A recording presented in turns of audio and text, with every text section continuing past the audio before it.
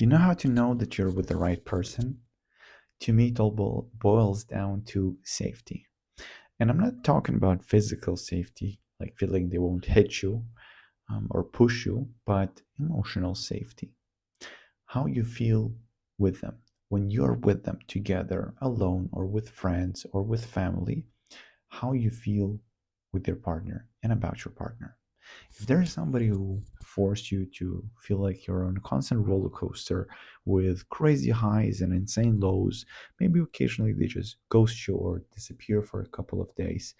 Maybe they, are occasionally rude and you're not too sure what to expect from them. I feel like that person might not be the right person for you. You know how cats don't like surprises? Cats very much get used to you when you're predictable. When your behavior is predictable and the same, they're very much happy with you and they get, they kind of fall in comfort with you. But when you're unpredictable, if you're a person who constantly scares his cats, attacks them and so on, that you find amusing, the cats don't find it amusing at all. So they become naturally more scared of you. Human relationships, from my point of view, work very much similarly. If you're always unpredictable, your partner has no clue what to expect of you at any given moment.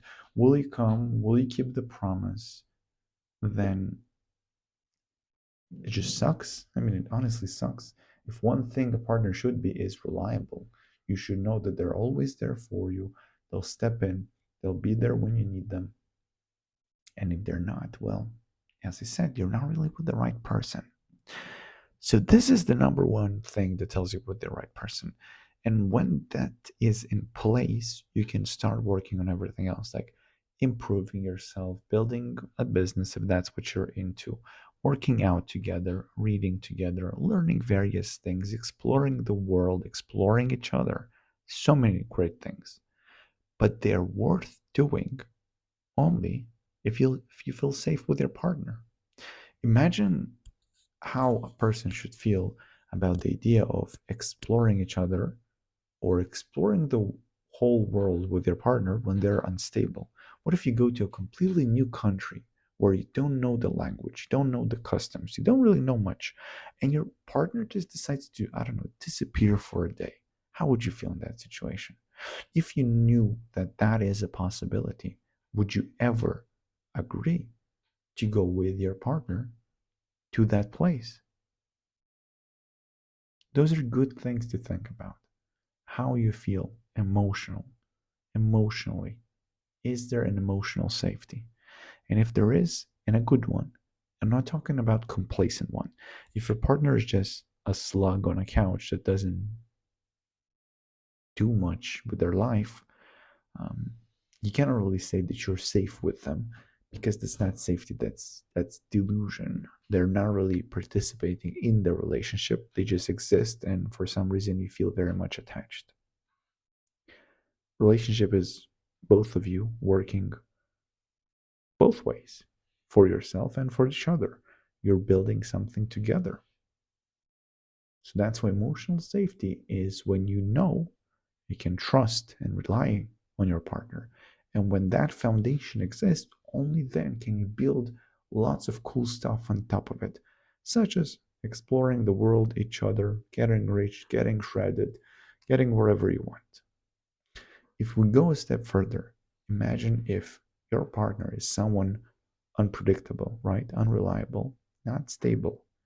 Would you like to have a family with that person? How would you feel about even having kids together if kids is something that you want to have? With the idea that after you had your first, second, or third child, that your partner might suddenly just, disappear? Would that make you feel okay? Is this something that you think could happen?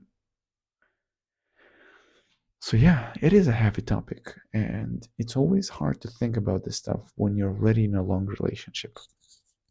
The biggest issue that a lot of the people I work with faced is the sunken cost fallacy. They felt like they spent already way too much time into this relationship, so there is no point in trying to find a new one.